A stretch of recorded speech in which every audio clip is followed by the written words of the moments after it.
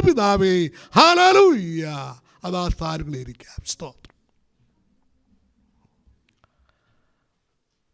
നമ്മോടുള്ള ദൈവത്തിൻ്റെ വലിയ ദയയാലും വിശ്വസ്തതയാലും നമ്മുടെ കർത്താവിൻ്റെ പരിപാവനമായ പരിശുദ്ധമായ പാദപീഠത്തെങ്കിലേക്ക് അടുത്ത് വരുവാൻ കൃപാലുവായ ദൈവം നമുക്ക് നൽകിയ വളരെ അനുഗ്രഹീതമായ ഈ നല്ല കൂട്ടായ്മയ്ക്കായി ദൈവത്തെ സ്തുതിക്കുന്നു. ഈ ആഴ്ചയുടെ ആരംഭ ദിനത്തിൽ മഹാപരിശുദ്ധനെ ആരാധിപ്പാൻ ആരോഗ്യത്തോടെ, സൗഖ്യത്തോടെ, ആത്മബലത്തോടെ എത്തിച്ചേരുവാനുള്ള ആയുസ് ദൈവം നമുക്ക് തന്നല്ലോ. അവിടുത്തെ നല്ലവനല്ലോ, അവിടുത്തെ ദയ എന്നേക്കുമുള്ളത്. ബഹുമാന്യ കർത്തൃദാസൻ പാസ്റ്റർ സാം തോമസനായ ദൈവത്തെ സ്തുതിക്കുന്നു. സന്നിധരായിരിക്കുന്ന സഹോദരി സഹോദരങ്ങളെ, അതോടൊപ്പം ഓൺലൈനിലൂടെ ആരാധനയിൽ സംബന്ധിക്കുന്ന പ്രിയപ്പെട്ട ഒരു ചിലരുണ്ട്, അവരെ ഓർത്തും ദൈവത്തെ സ്തുതിക്കുന്നു. എല്ലാവർക്കായും ഞാൻ ദൈവത്തെ മഹത്വപ്പെടുത്തുന്നു. ഇന്ന് വായിക്കപ്പെട്ട സങ്കീർത്തനം 19 സങ്കീർത്തനം നമുക്ക് വളരെ പരിചിതമാണ്. പലപ്പോഴും വായിക്കുകയും ധ്യാനിക്കുകയും ഒക്കെ ചെയ്തിട്ടുള്ള ഒരു സങ്കീർത്തന ഭാഗം. ഈ സങ്കീർത്തനത്തിൻ്റെ 11 വാക്യം ദയവായിട്ട് ഒരു മൈക്ക് ശിവായിക്ക് കൊടുക്കണം. പ്രൈസ് ദി ലോർഡ്, ഹല്ലേലൂയ, സ്തോത്രം.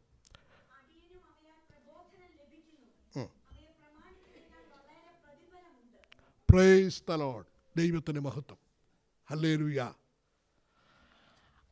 അടിയനും അവയാൽ പ്രബോധനം ലഭിക്കുന്നു, അവയെ പ്രമാണിക്കുന്നതിനാൽ വളരെ പ്രതിഫലമുണ്ട്. ദൈവത്തിന് മഹത്വം ഉണ്ടാകട്ടെ, സ്തോത്രം, ഹല്ലേലൂയ.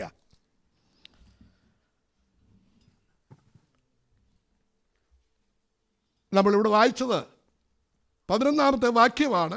അടിയനും അവയാൽ പ്രബോധനം ലഭിക്കുന്നു, അവയെ പ്രമാണിക്കുന്നതിനാൽ വളരെ പ്രതിഫലമുണ്ട്. ഈ അവയാൽ പ്രബോധനം ലഭിക്കുന്നു ഏതിനാൽ എന്നുള്ളതിന് 7 വാക്യം മുതൽ ഈ 10 വാക്യം വരെയുള്ള വാക്യത്തിൽ ഈ അവയാൽ, ഏതിനാൽ എന്നുള്ളതിനെക്കുറിച്ച് നമുക്ക് കാണുവാനായിട്ട് കഴിയുന്നു. യഹോവയുടെ ന്യായപ്രമാണം തികവുള്ളത്, യഹോവയുടെ സാക്ഷ്യം വിശ്വാസ്യമാകുന്നു.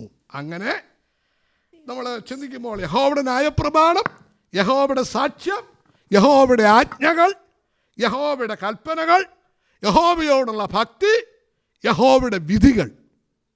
ഹല്ലേലൂയ. 5-6 കൂട്ടം കാര്യങ്ങളിലൂടെ പറഞ്ഞിരിക്കുക.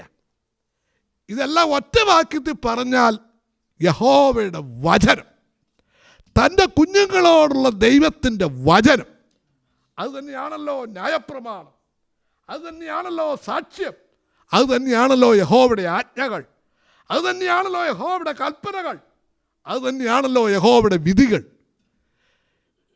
ഇവയെല്ലാം തന്നെ ദൈവവചനത്തെ സംബന്ധിച്ചാണ് പറഞ്ഞിരിക്കുന്നത്. ഈ ദൈവവചനത്താൽ ഒരു ദൈവവൈദ്യന് വളരെ പ്രതിഫലമുണ്ട് എന്നാണ് നമ്മളോട് വായിച്ചത്.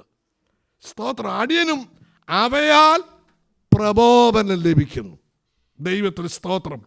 അവയെ പ്രമാണിക്കുന്നതിനാൽ വളരെ പ്രതിഫലമുണ്ട്. ദൈവത്തിന് സ്തോത്രം. യഹോവയുടെ വചനമാകുന്ന ന്യായപ്രമാണം അനുഷ്ഠിക്കുന്നതോടുകൂടി അവൻ ഭാഗ്യവാനായി തീരുന്നു. വളരെ പ്രയോജനം അവന് ലഭിക്കുന്നു. വിശുദ്ധ വേദപുസ്തകത്തിലെ ഏറ്റവും വലിയ പുസ്തകമായ സങ്കീർത്തന പുസ്തകത്തിൻ്റെ 1-ാം അധ്യായത്തിൽ തന്നെ ഈ ഭാഗ്യവാനെ കുറിച്ച് കാണുന്നു. യഹോവയുടെ ന്യായപ്രമാണത്തിൽ സന്തോഷിച്ച് അവൻ്റെ ന്യായപ്രമാണം രാപ്പകൽ ധ്യാനിക്കുന്ന മനുഷ്യൻ ഭാഗ്യവാൻ. അവൻ എന്ത് കിട്ടുന്നു? പ്രതിഫലം എന്താ? അവൻ ആറ്റരുത്ത് നട്ടിരിക്കുന്നതും തക്കകാലത്ത് ഫലം കായ്ക്കുന്നതും ഇല വാടാത്തതുമായ വൃക്ഷം പോലെ ഇരിക്കുമെന്ന്. തീർന്നില്ല, അവൻ ചെയ്യുന്നതൊക്കെയും സാധിക്കുന്നു. ഹല്ലേലൂയ. അവൻ ചെയ്യുന്നതൊക്കെ സാധിക്കുക. ഇവൻ എന്താ ചെയ്തിട്ടാ? ഒറ്റ കാര്യം ചെയ്തു. യഹോവയുടെ ന്യായപ്രമാണത്തിൽ സന്തോഷിച്ച് അവൻ്റെ ന്യായപ്രമാണം രാപ്പകൽ ധ്യാനിക്കുക. ദൈവത്തിന് സ്തോത്രം. അതാണ് അവൻ ചെയ്യുന്ന പ്രക്രിയ. അതോടുകൂടി അവൻ ഭാഗ്യവാന്മാരുടെ ഗണത്തിലേക്ക് ദൈവം അവനെ ആക്കിയിരിക്കുക. ദൈവത്തിന് സ്തോത്രം. ഹല്ലേലൂയ, സ്തോത്രം. അപ്പോൾ ഈ യഹോവയുടെ വചനമാകുന്ന ന്യായപ്രമാണം ആചരിക്കുക, അനുഷ്ഠിക്കുക, അനുസരിക്കുക എന്നുള്ളത് വളരെ വളരെ ശക്തമായിട്ടുള്ള ഒരു സന്ദേശമാണ് ദൈവവചനം നമുക്ക് പ്രദാനം ചെയ്യുന്നത്. ഹല്ലേലൂയ. പുറപ്പാട് പുസ്തകം 20-ാം അധ്യായം അതിൻ്റെ 6-ാമത്തെ വേദവാക്യം, എക്സോഡസ് ചാപ്റ്റർ 20 വേഴ്സ് 6 ഒന്ന് വായിച്ചേ.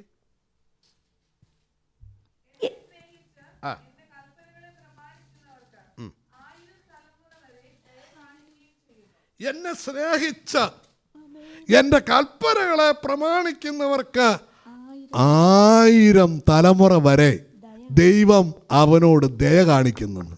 ദൈവത്തിന് സ്തോത്രം.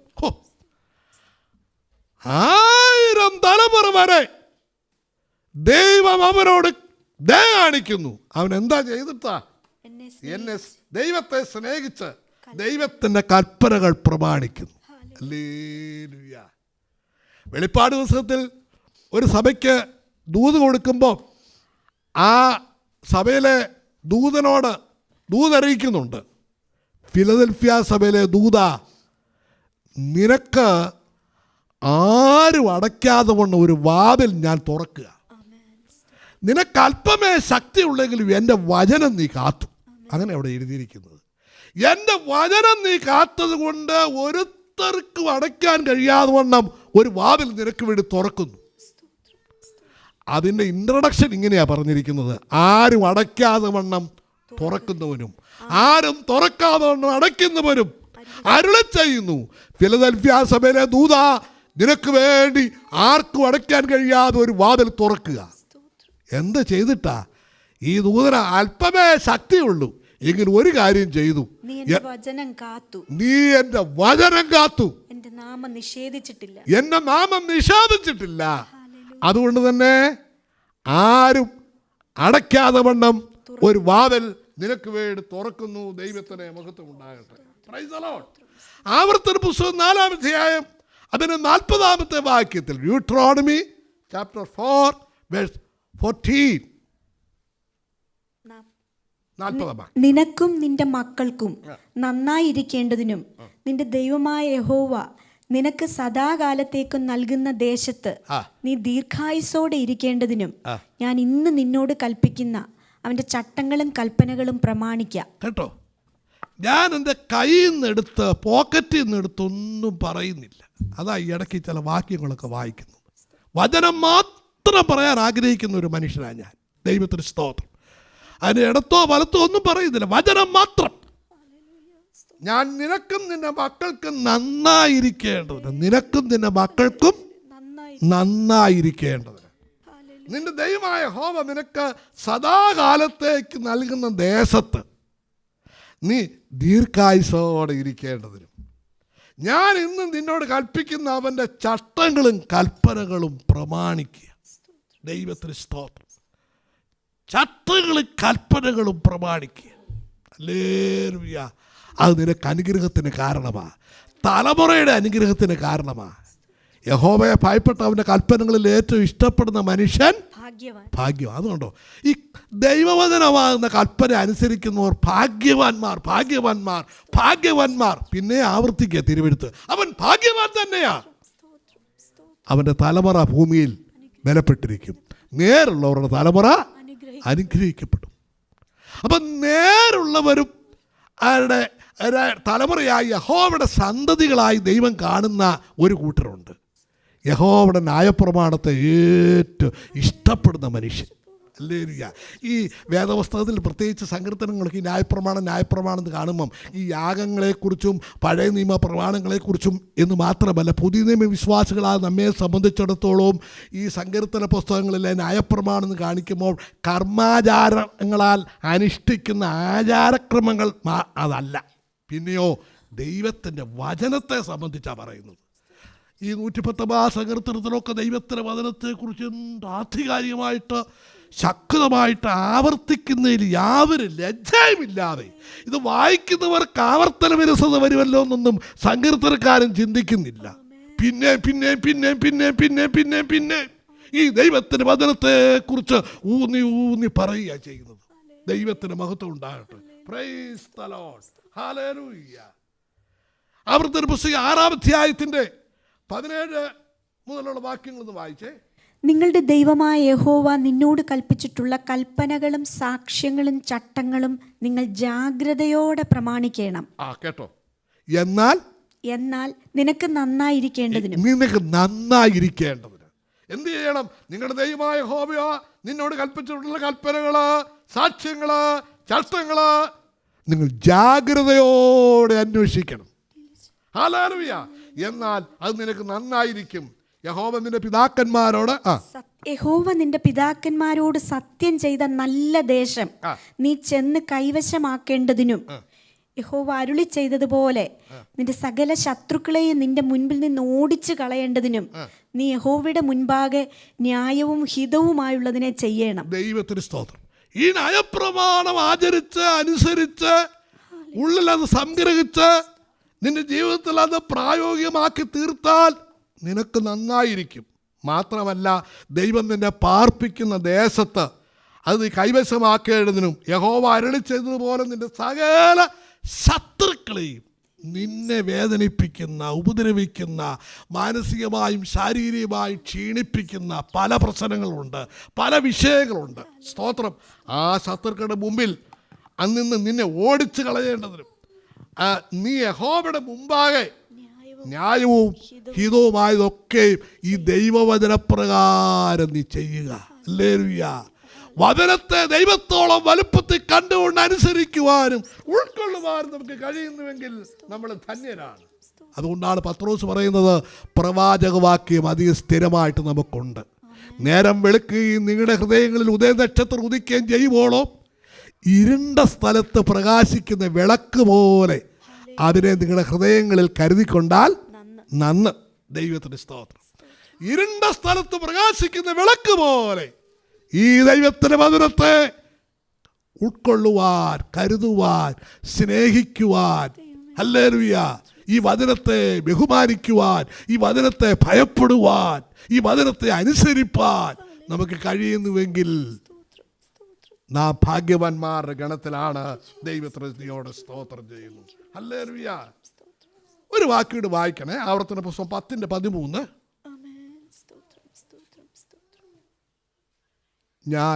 ഞാൻ ഇന്ന് നിന്നോട് ആജ്ഞാപിക്കുന്ന യഹോവയുടെ കൽപ്പനകളും ചട്ടങ്ങളും നിന്റെ നന്മയ്ക്കായി പ്രമാണിക്കുകയും വേണം എന്നല്ലാതെ നിന്റെ ദൈവമായ യഹോവ നിന്നോട് ചോദിക്കുന്നത് എന്ത്? കേട്ടോ, ഇതല്ലാതെ യഹോവ നിന്നോട് ചോദിക്കുന്നത് എന്ത്? ഞാൻ ഇന്ന് നിന്നോട് ആജ്ഞാപിക്കുന്ന യഹോവയുടെ കൽപ്പനകളും ചട്ടങ്ങളും നിന്റെ നന്മയ്ക്കായി പ്രമാണിക്കുക എന്നല്ലാതെ നിന്റെ ദൈവമായ യഹോവ നിന്നോട് ചോദിക്കുന്നത് എന്താ?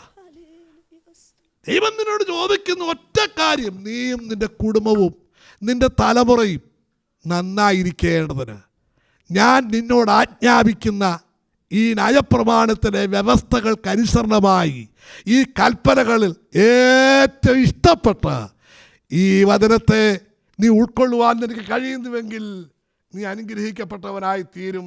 ദൈവത്തിന് നന്ദിയോടെ സ്തോത്രം. ഹല്ലേലൂയ.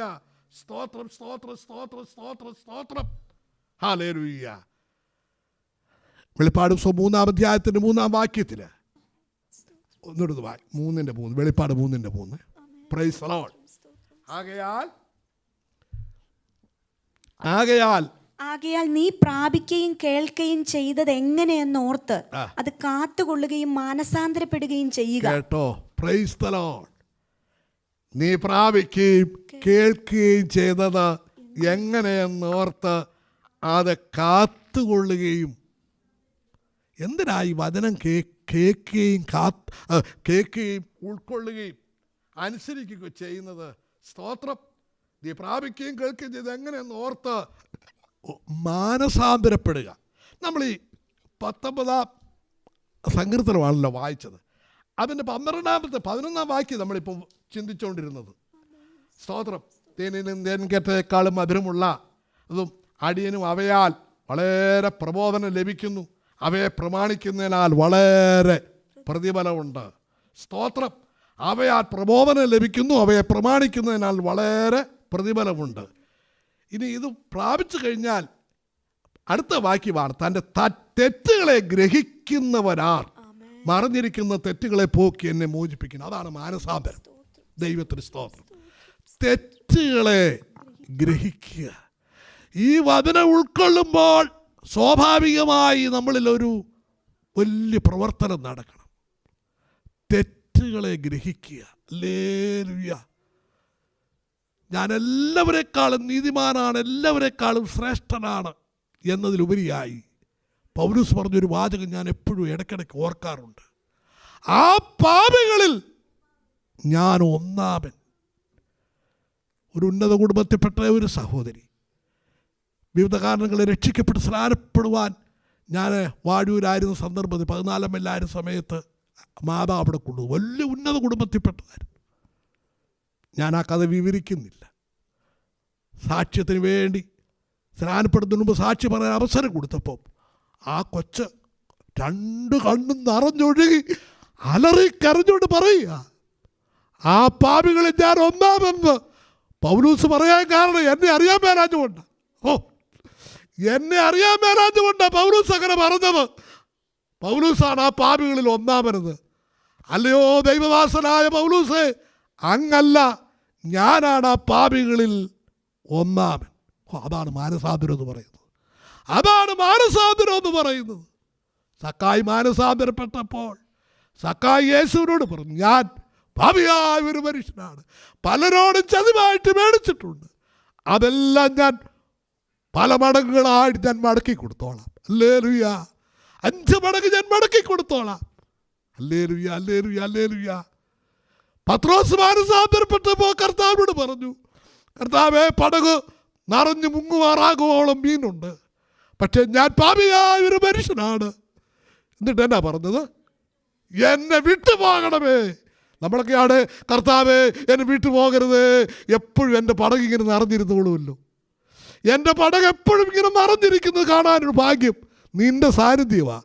അതുകൊണ്ട് നീ എന്നെ വിട്ടുപോകരുത്. എന്നാൽ പത്രോസ് അലറിക്കറിഞ്ഞുകൊണ്ട് പറയുക, ഞാൻ പാപിയായൊരു മനുഷ്യനാണ്, എന്നെ വിട്ടുപോകണമേ. കാരണം ദൈവസാന്നിധ്യത്തിൽ നിൽക്കാനുള്ള സ്തോത്രം, തൻ്റെ ബലക്ഷയം, തൻ്റെ അനുതാപം, തൻ്റെ പശ്ചാത്താപം, തൻ്റെ മാനസാന്തരം. ആരെല്ലാം മാനസാന്തരപ്പെട്ടിട്ടുണ്ടോ അവരെല്ലാം കരഞ്ഞിട്ടുണ്ട്. ഹല്ലേലൂയ. പ്രിയപ്പെട്ടവരെ, ഈ ന്യായപ്രമാണം അനുസരിക്കുന്നതിനാൽ ഭാഗ്യവാനായി തീരുവാൻ തെറ്റുകളെ ഗ്രഹിച്ച് ശുദ്ധീകരണം പ്രാപിക്കുക, ദൈവത്തോട് അടുക്കുക, ദൈവത്തോട് ചേർന്ന് നടക്കുക. ദൈവം നമ്മെ ഈ വചനങ്ങളാൽ അനുഗ്രഹിക്കുമാറാകട്ടെ.